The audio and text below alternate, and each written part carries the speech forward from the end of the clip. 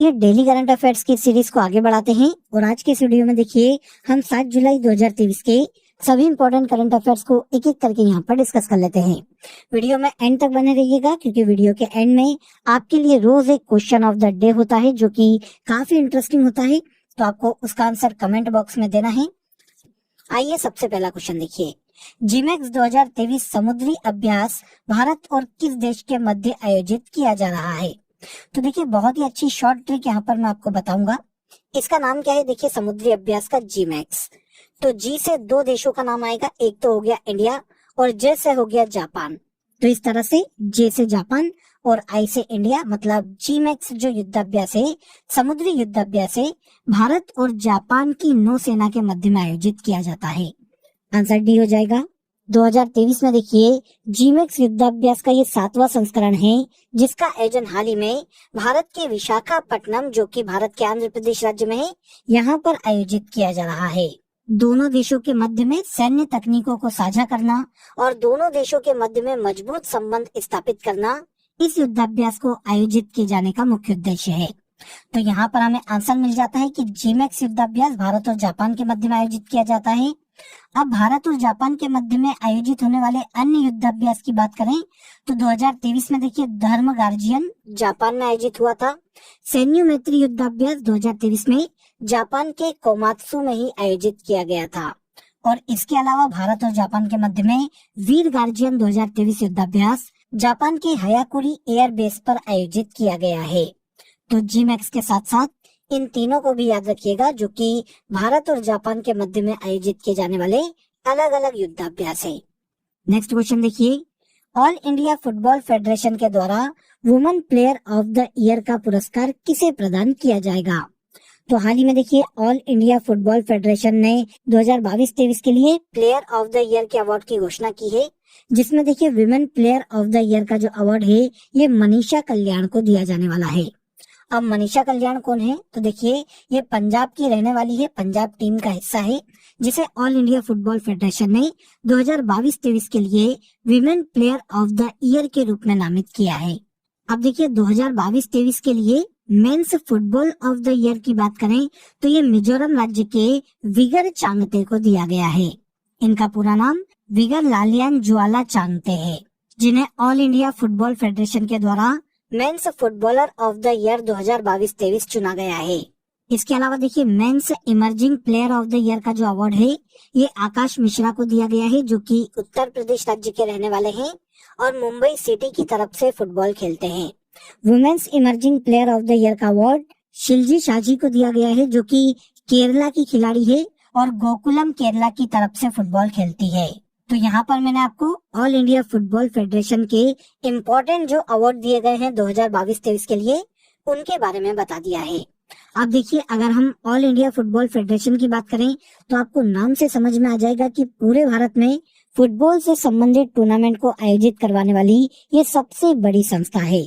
इसकी स्थापना 1937 में की गई थी।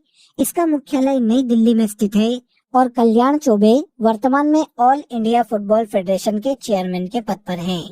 इस संस्था के द्वारा 2022-23 के लिए women player of the year का अवार्ड मनीषा कल्याण को दिया गया है। विश्व युवा तीरंदाजी चैंपियनशिप में भारतीय जोड़ी प्रयांश और अवनीत कौर ने कौन सा पदक जीता है? तो विश्व युवा तीरंदाजी चैंपियनशिप की बात करें तो पहले हम ये देख लेते हैं कि इसका आयोजन कहाँ पर किया गया। तो हाल ही में देखिए इसका आयोजन आयरलैंड में किया गया है, जिसमें देखिए जूनियर मिश्रित टीम कंपाउंड स्पर्धा में भारतीय जोड़ी प्रियांश और अवनीत कौर ने गोल्ड मेडल अपने नाम किया है। आंसर ए हो जाएगा। युवा तीरंदाजी चैंपियनशिप में प्रियांश और अवनीत कौर की जोड़ी ने गोल्ड मेडल अपने नाम किया है। फाइनल मुकाबले में देखिए प्रियांश और अवनीत की जोड़ी ने इजराइल की जोड़ी को हराया था। वहीं देखिए भारत के मानव जाधव और ऐश्वर्या शर्मा की जोड़ी ने इसी टूर्नामेंट के कैडेट मिक्स्ड कंपाउंड स्पर्धा में मेक्सिको को हराकर ब्रॉन्ज मेडल अपने नाम किया है। तो आयरलैंड में आयोजित की गई विश्व युवा तीरंदाजी चैंपियनशिप में भारत के प्रियांश और अवनीत की जोड़ी ने गोल्ड मेडल अपने नाम किया है।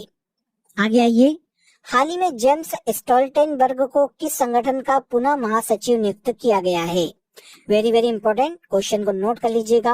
जेम्स स्टोल्टेनबर्ग को एक बार फिर से देखिए नाटो का महासचिव नियुक्त किया गया है। NATO North Atlantic Treaty Organization के नाम से जाना जाता है, जो कि कोल्ड वॉर के समय रूस से रक्षा के लिए अमेरिका और यूरोप के कुछ देश साथ में आते हैं और ये एक सैन्य संगठन का निर्माण करते हैं जिसका नाम रखा जाता है नाटो। नॉर्मली इसकी जो स्थापना है 1949 में हुई थी। तो जेम्स स्टोल्टेनबर्ग एक बार फिर से नाटो के महासचिव नियुक्त किए गए हैं। इनका कार्यकाल इस पद पर देखिए 1 वर्ष के लिए बढ़ाया गया है। कहाँ के रहने वाले हैं ये भी इम्पोर्टेंट हो जाता है। तो जेम्स स्टोल्टेनबर्ग नॉर्वे के पूर्व प्रधानमंत्री है। इन्हें देखिए 2014 में नाटो का प्रमुख नियुक्त किया गया था। जैसा कि अभी मैंने आपको बताया, नाटो एक सैन्य गठबंधन है जिसकी स्थापना 1949 में की गई थी। पर्टिकुलर डेट पूछी जाए तो 4 अप्रैल 1949। इसका मुख्यालय बेल्जियम के ब्रुसेल्स में स्थित है और वर्तमान में इसके सदस्य देशों की संख्या 31 है। हाल ही में देखिए कुछ समय पहले इसका 31वां सदस्य देश फिनलैंड बन गया है, जो कि यूरोप का एक देश है। तो नाटो के एक बार फिर से महासचिव जेम्स स्टोल्टेनबर्ग बनाए गए हैं। एक मारा परियोजना का संबंध किस राज्य से है? एक मारा परियोजना भारत के ओडिशा राज्य की परियोजना है। किससे रिलेट करती है? तो देखिए ओडिशा में प्राचीन मंदिरों का विकास करने के उद्देश्य से इस योजना को मंजूरी दी गई थी। ये जो योजना है राज्य में 280 करोड़ रुपए की योजना है, जिसे एक मारा परियोजना के नाम से जाना जाता है। ओडिशा के मुख्यमंत्री नवीन पटनायक ने हाल ही में इस परियोजना की शुरुआत राज्य में की।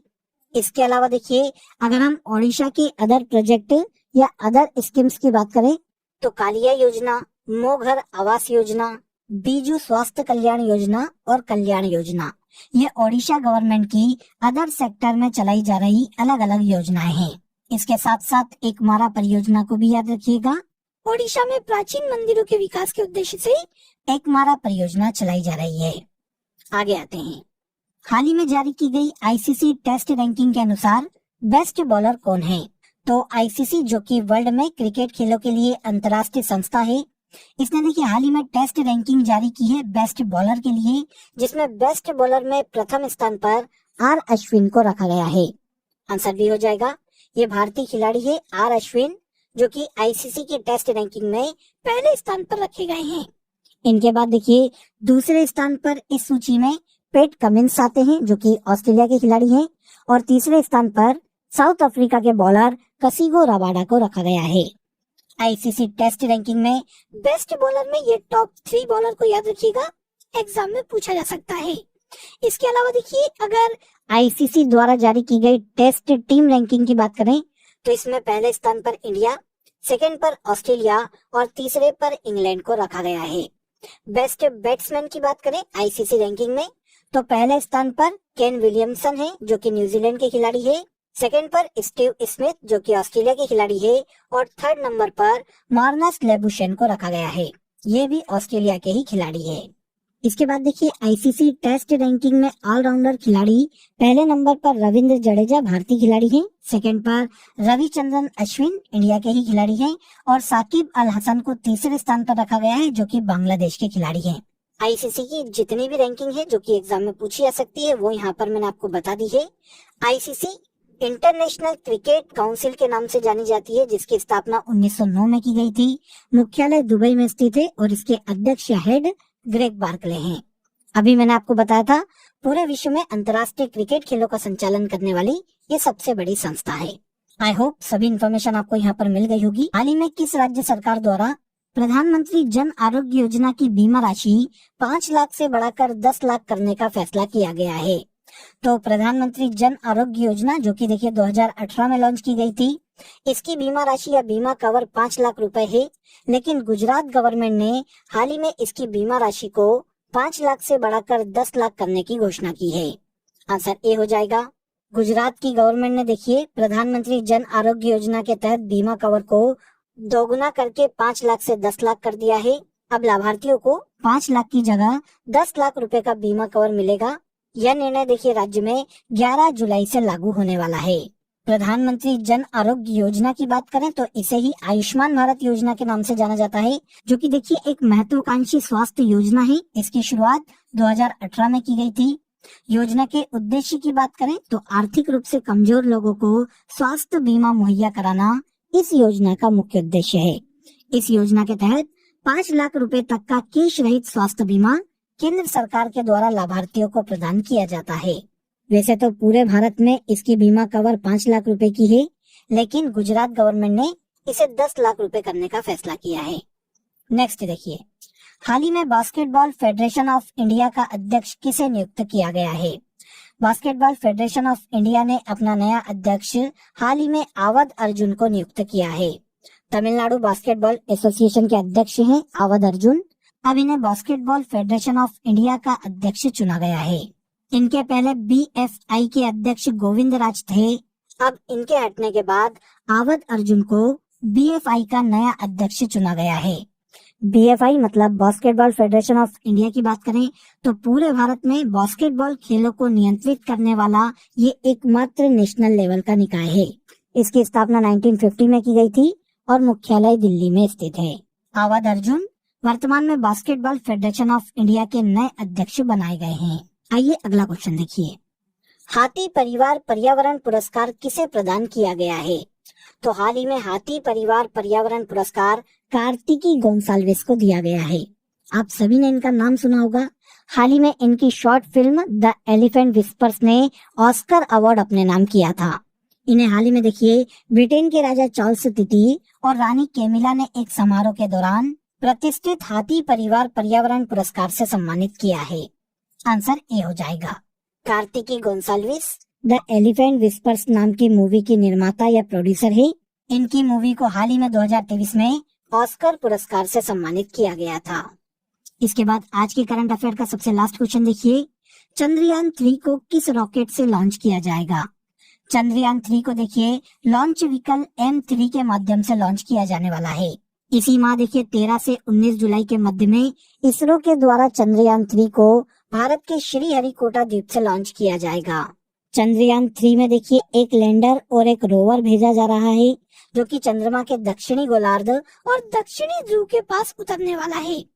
इसके पहले देखिए सबसे पहली बार चंद्रयान 1 को भारत सरकार द्वारा 22 अक्टूबर 2008 को लॉन्च किया गया था। इसे श्रीहरिकोटा द्वीप जो कि आंध्र प्रदेश में स्थित है, यहाँ से PSLV C11 की सहायता से सफलतापूर्वक लॉन्च किया गया था। चंद्रमा की सतह की इमेजेस लेना, पानी के अंश या हीलियम की तलाश करना चंद्रयान प्रथम का मुख्य उद्देश्य था। 2019 में संपर्क टूट जाने के कारण ये मिशन समाप्त हो गया था। इसके बाद सेकेंड बार चंद्रयान 2 को भेजा गया था 22 जुलाई 2019 को, जिसे देखिए GSLV Mk3 की सहायता से लॉन्च किया गया था। परंतु 2019 में ही संपर्क टूट जाने से ये मिशन भी 2019 में समाप्त हो गया था। अब जुलाई 2023 में चंद्रयान 3 को लॉन्च व्हीकल मार्क 3 के माध्यम से श्रीहरिकोटा द्वीप से लॉन्च किया जाने वाला है। ओके, तो यहाँ पर देखिए 7 जुलाई 2023 के सभी करंट अफेयर्स को हमने यहाँ पर एक एक करके डिस्कस कर लिया। जाइए आज की फैक्ट शीट में हम विटामिन की कमी से होने वाले रोगों को जान लेते हैं। एग्जाम के पॉइंट ऑफ व्यू से काफी इंपॉर्टेंट टॉपिक है। यहाँ पर देखिए मैंने आपको सभी विटामिन के रासायनिक नाम दे दिए हैं, इनको देख लीजिएगा। मैं केवल आपको विटामिन और उनकी कमी से होने वाले रोग बता देता हूँ।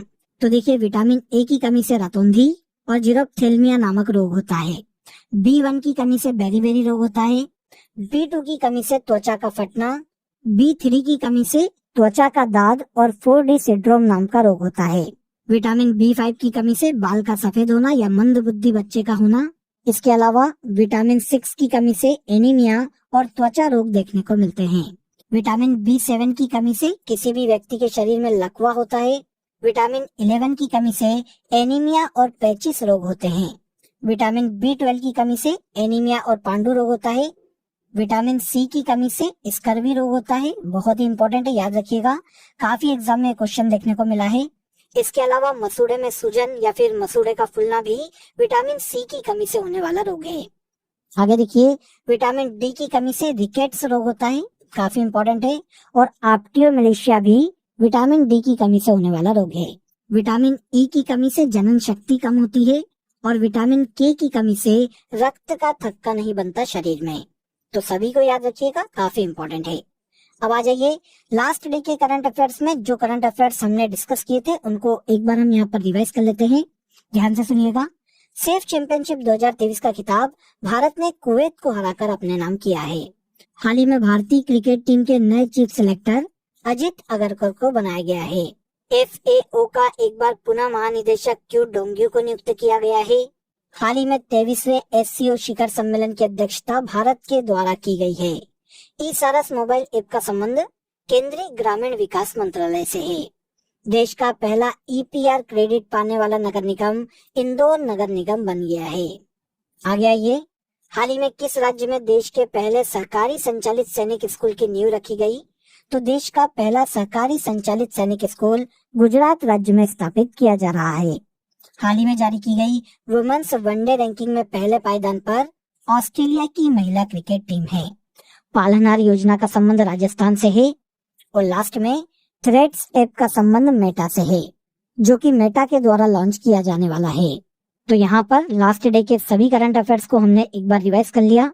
अब आज के लिए आपका क्वेश्चन ऑफ द डे है, जो कि इसी सेशन से हमने लिया है। देखिए, प्रथम चंद्रयान मिशन कब लॉन्च किया गया था?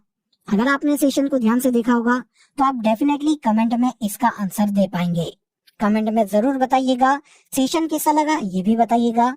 वीडियो पसंद आया हो तो वीडियो को लाइक और शेयर कर दीजिए। चैनल को सब्सक्राइब कर लीजिए। कल फिर मुलाकात करेंगे नेक्स्ट डे के करंट अफेयर में।